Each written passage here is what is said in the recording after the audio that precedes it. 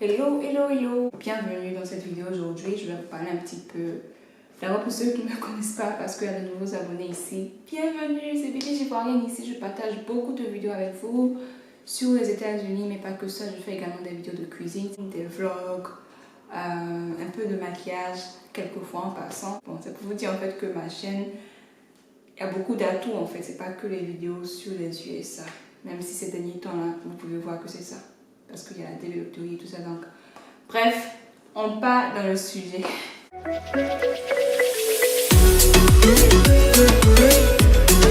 Cette vidéo, ce sera sur la télé-loterie encore, oui. Mais après ça, il y aura plus de vidéos, plus diverses et tout ça.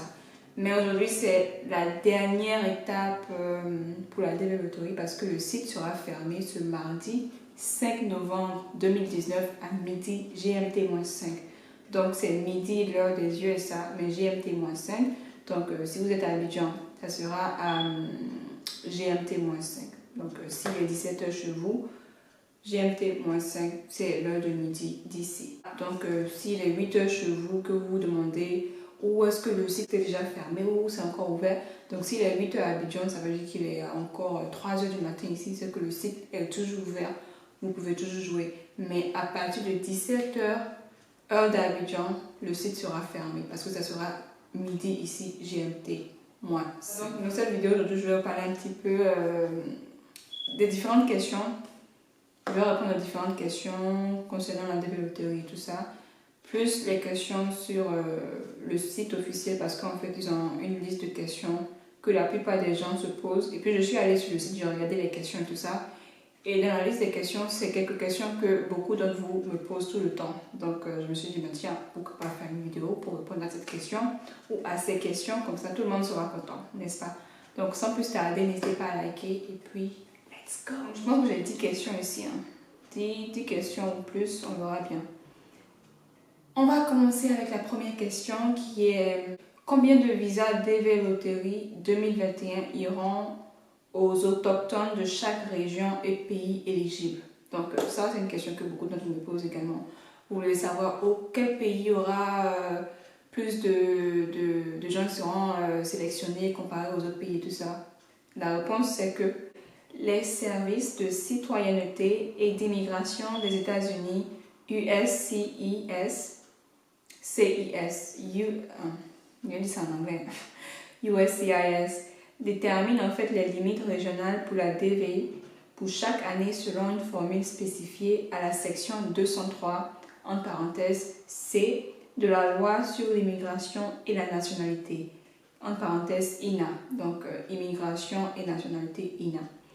Le nombre de visas que le département d'État délivrera à ses ressortissants de chaque pays dépendra des limites qui sont établis dans chaque région. Combien de participants viennent de chaque pays et combien de participants sélectionnés sont éligibles pour le visa. Pas plus de 7% du total des visas disponibles ne peuvent être accordés à des ressortissants d'un pays donné. Donc en gros, c'est 7% de chaque pays. Donc, et ça dépend également de combien de personnes font la demande. Donc disons que c'est en Côte d'Ivoire et qu'il y a 15 000 personnes qui font la demande, comparé à un pays comme la France où il y a 25 000 personnes qui font la demande. Pas vraiment donner de normes spécifiques pour vous dire que voilà, on va prendre 5 000 personnes dans chaque pays. Et ça sera pas...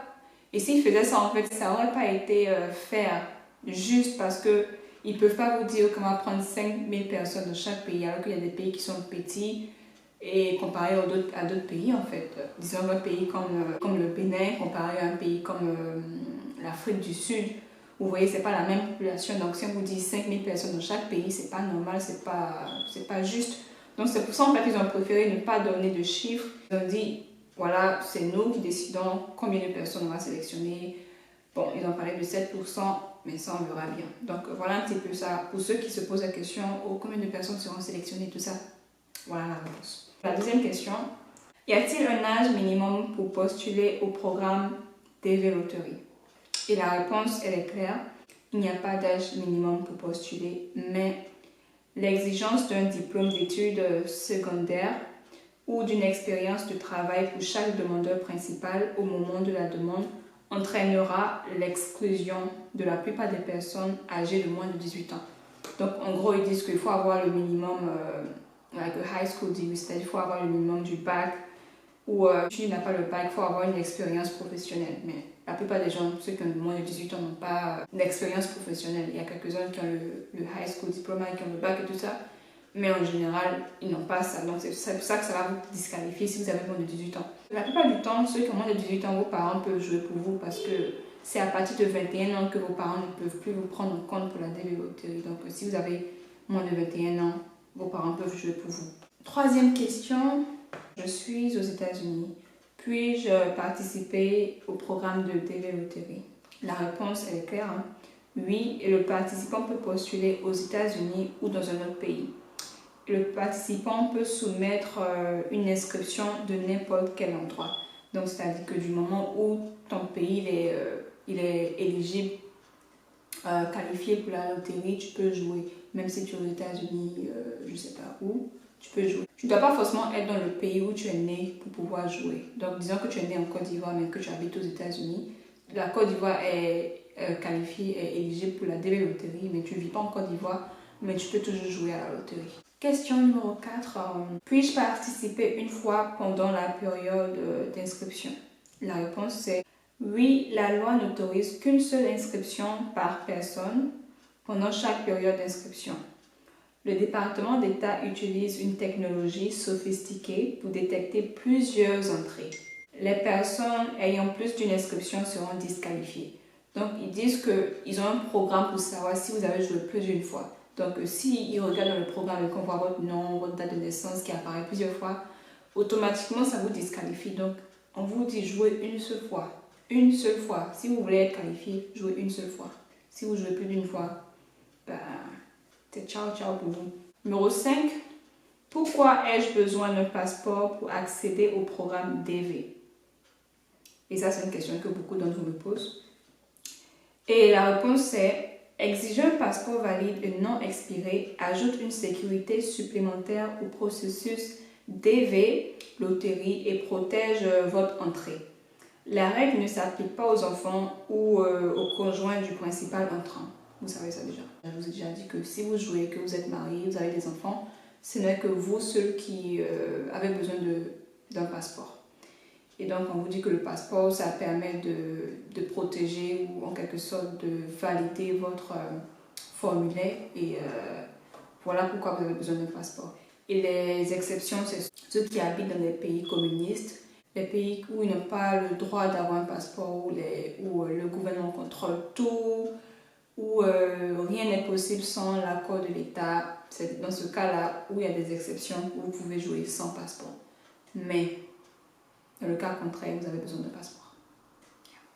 Question numéro 6. Mon conjoint et moi-même pouvons-nous soumettre une entrée distincte?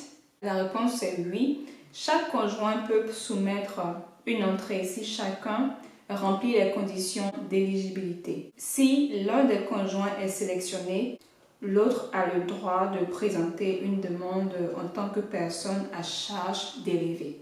Donc, ça veut dire en gros que si vous êtes marié, vous pouvez jouer, le mari joue pour lui, sa femme et ses enfants. S'ils ont des enfants, pareil, la femme elle joue également pour son mari et ses enfants. Ou si vous n'avez pas d'enfants, vous jouez pour chacun. Et si le mari a été sélectionné, il pourra ajouter la femme plus tard. Elle pourra avoir le visa également. Pareil pour les enfants. Question numéro 7. Puis-je télécharger et sauvegarder le formulaire de saisie électronique de la DV dans un programme de traitement de texte et le terminer plus tard? La réponse est non. Vous ne pourrez pas enregistrer le formulaire dans un autre programme pour le compléter et le soumettre ultérieurement. Le formulaire d'inscription électronique de la DV est un formulaire web, c'est-à-dire que c'est basé uniquement online. Online, c'est uniquement en ligne sur Internet. Vous devez remplir ça uniquement sur Internet. Et il y a quelqu'un qui m'avait posé la question pour savoir est-ce que je peux télécharger ça en format PDF et remplir à la main. Voilà, vous avez la réponse, c'est non. Vous devez remplir le formulaire directement sur le site www.dvloterie.state.gov. Question numéro 8, c'est combien de temps après avoir soumis mon inscription vais-je recevoir la confirmation électronique? Donc, pour savoir quand vous allez recevoir votre confirmation number. Donc, la réponse c'est, vous devriez recevoir la confirmation immédiatement avec un numéro de confirmation que vous devez enregistrer et conserver. Cependant, la nature imprévisible d'Internet peut entraîner des retards. Vous pouvez appuyer sur le bouton Soumettre, Submit, autant de fois que nécessaire jusqu'à ce qu'une demande complète soit envoyée et que vous receviez l'avis de confirmation. Cependant, une fois que vous avez reçu un avis de confirmation, ne soumettez pas vos informations. Donc, ils disent en gros que vous devez aller sur la dernière page où vous dites que votre formulaire a été soumis. Vous allez voir votre numéro de confirmation qui apparaît. Et ils disent que si votre numéro de confirmation n'apparaît pas, vous pouvez cliquer sur soumettre plusieurs fois jusqu'à ce que votre numéro de confirmation apparaisse. Et puis voilà. Et la question suivante, la question numéro 9, c'est directement lié à cette question. C'est le cas d'une personne qui dit que j'ai cliqué sur le bouton soumettre, mais je n'ai pas reçu de numéro de confirmation. Si je soumets une autre application ou une autre inscription, serais-je disqualifié? Et la réponse, elle est claire. Si vous n'avez pas reçu de numéro de confirmation, votre entrée n'est pas enregistrée. Vous devez soumettre une autre entrée. Il ne sera pas compté comme un doublon. Une fois que vous avez reçu un numéro de confirmation, ne soumettez pas vos informations. Donc, ils disent en gros que si vous avez cliqué Submit et que vous n'avez pas reçu le numéro de confirmation, vous pouvez jouer encore parce que ça veut dire qu'ils n'ont pas reçu votre formulaire en fait. Parce que s'ils reçoivent votre formulaire, c'est quand vous avez reçu le numéro de confirmation. Si vous n'avez pas reçu de numéro de confirmation, ça veut dire qu'ils n'ont pas reçu vos données, donc vous pouvez rejouer une autre fois. Et ça ne va pas compter en fait que vous avez joué 2 fois ou plusieurs fois. Donc, j'espère que vous comprenez ça. Dernière question, comment savoir si je suis sélectionnée? Et ça, c'est la question de beaucoup d'entre vous, c'est sûr, n'est-ce pas? Et la réponse, c'est que vous devez utiliser votre numéro de confirmation pour accéder au contrôle de statut de participant disponible sur le site web www.develotery.state.gov du 5 mai, écoutez très bien, du 5 mai 2020 au 30 septembre 2021. Donc, vous allez sur le même site que vous avez joué de la Develotery et vous allez maintenant cliquer sur Entry Check. Vous vérifiez si vous avez été sélectionné et vous pouvez vérifier pendant la période du 5 mai 2020 au 30 septembre 2021. C'est tout pour les questions que j'avais et puis je crois que demain c'est le dernier jour. Donc vraiment bonne chance à toutes et à tous. Et j'espère vraiment que vous serez sélectionnés, que vous allez venir vivre le rêve américain. Informer autour de vous, surtout pour la sélection, pour que les gens sachent comment vérifier s'ils ont été sélectionnés. Donc, c'est du 5 mai 2020 au 30 septembre 2021. Donc, c'est pendant cette période-là que vous pouvez vérifier si vous avez été sélectionné ou pas. Donc, voilà un petit peu ça, c'est la fin de cette vidéo. Merci d'avoir regardé. N'hésitez pas à liker, commenter si vous avez des questions. Abonnez-vous si vous êtes nouveau ici. Et puis, on se dit à la prochaine. Au revoir.